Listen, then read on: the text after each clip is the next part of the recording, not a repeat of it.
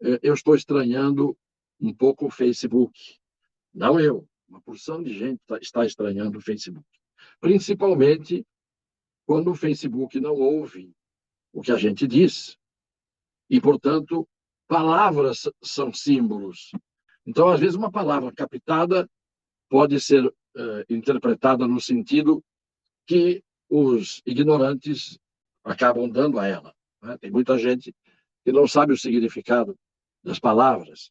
E só a gente aprendendo o significado das palavras, a gente pode entender os outros e se fazer entender. Vou falar primeiro da visita do Alexandre de Moraes e do Fachin ao Palácio do Planalto para entregar os convites para a posse de ambos no Tribunal Superior Eleitoral.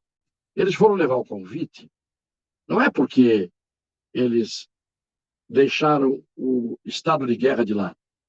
Evidente que não foi isso.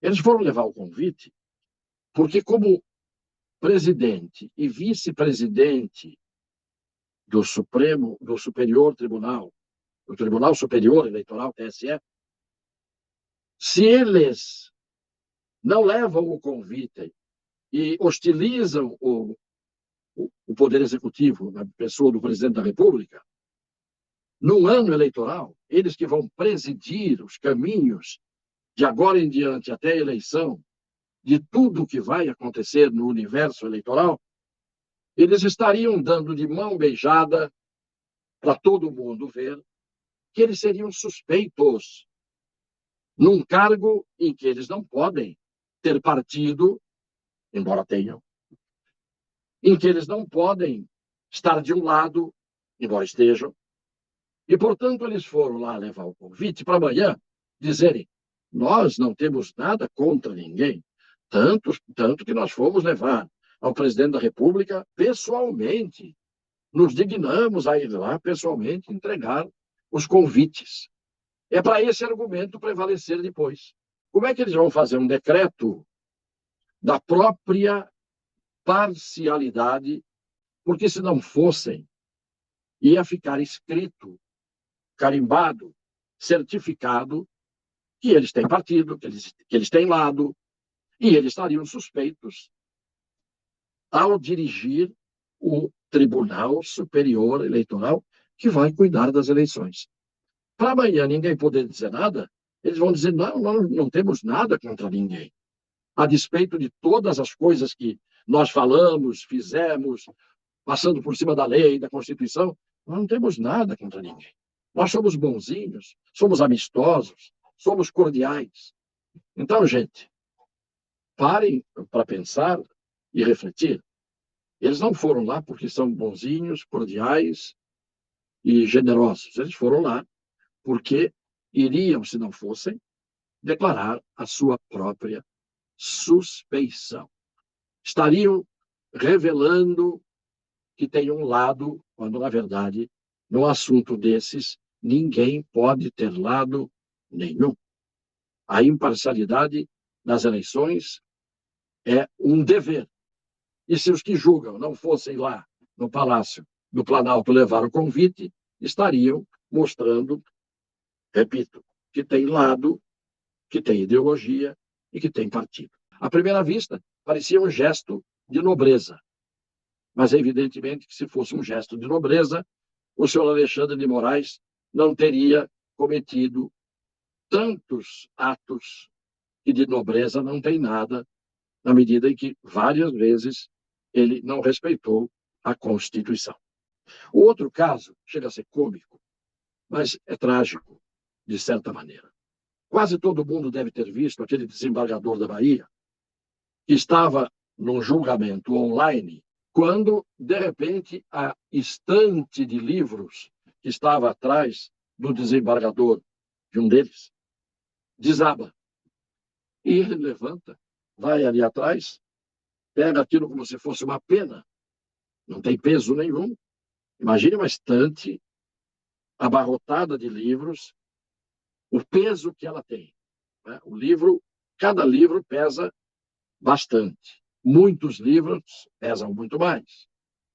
O que se descobriu? Que aquilo é um pôster. Se forem procurar na internet, vão achar à venda vários tipos de pôster que são fotografias de estantes. Então, o sujeito compra aquele, entre aspas, cartaz, aquele pôster, coloca atrás de si. O problema é que ele veio com uma desculpa. Ele disse, não, eu pus aquilo ali atrás para não mostrar a minha casa para os outros, publicamente. Então, além de tudo, uma desculpa esfarrapada. E alguém vai dizer, mas o que é que tem de importante nisso? O que tem de importante nisso é que, infelizmente, nós vivemos um tempo em que muita gente compra livro por metro. Vai num sebo, vai numa loja, numa livraria de livros velhos que as pessoas se desfazem, diz, olha, eu quero aqueles livros verdes ali tão bonitos, eu quero 1 metro de livro verde. E aqueles livros vermelhos também eu quero, tão bonitos, 1 metro. E aí enche a estante, de verdade, com os livros que ele nunca leu nem vai ler. Quando, na verdade, é melhor ter poucos livros nas prateleiras, nas estantes, para que esses livros sejam uma demonstração do que foi lido, do que foi estudado, do que foi aprendido, do que deu saber a algumas pessoas. Hoje em dia, as pessoas não estão preocupadas com a leitura e o sujeito acha que aprendendo 4, 5 falas decoradas de sabichões, que não são sabichões, essas pessoas estão aprendendo. O trágico é não saber é uma grande desvantagem na vida, porque os que não sabem estão despreparados para entender aquilo que as pessoas falam, aquilo que as pessoas pregam, as ideias que são proclamadas, divulgadas. Quem não tem leitura não tem o domínio da língua. E não tendo o domínio da língua, muitas vezes não é capaz de desvendar coisas óbvias. Isto é uma coisa terrível. Isto que eu estou dizendo faz parte de um processo de desaprendizado, de não ensino, que vem vigorando no Brasil há um bom tempo, há pelo menos umas 4 décadas, uns 40 anos, que cada vez se ensina menos e, portanto, cada vez se aprende menos. E esse não conhecimento da língua leva à dificuldade do não conhecimento do resto. O sujeito, não conhecendo bem a língua, não pode conhecer bem direito coisa nenhuma. Este desembargador deu um péssimo exemplo com este pôster de livros respeitáveis pela encadernação, pela capa, pelo formato. Péssimo exemplo. Mas, ao mesmo tempo, como ele, há muita gente, ou que não tem livros, ou que tem livros comprados a metro. E, portanto, não tem leitura. E, não tendo leitura, não exercitaram as pessoas que não leram o cérebro, o pensamento. Não têm capacidade de raciocinar como deveriam. Para muita gente, a língua portuguesa é quase grego. E isso que eu estou dizendo vem desde a escola no começo. Invade as universidades. Formamos pessoas, uma tal progressão continuada, que não progrediram em coisa nenhuma em termos de conhecimento. Isso é gravíssimo. Aí tem pessoas que dizem, a educação começa em casa, na família. Mas há famílias que não estão preparadas para ajudar os seus filhos a estudarem, a aprenderem, porque também não aprenderam. E muitos, a grande maioria, não tem culpa. Não tem culpa. Tem muita gente que se esforça, que se mata para tentar aprender, que depois de adultas, essas pessoas ainda vão atrás do aprendizado. Então, o que eu estou dizendo aqui hoje não é crítica, é um lamento. Que o Brasil tenha descuidado do ensino, seja desde do maternal até as universidades. Porque o que ofereceram a essas pessoas foi um ensino meia-boca, quando houve meia boca. É muito difícil, é muito triste.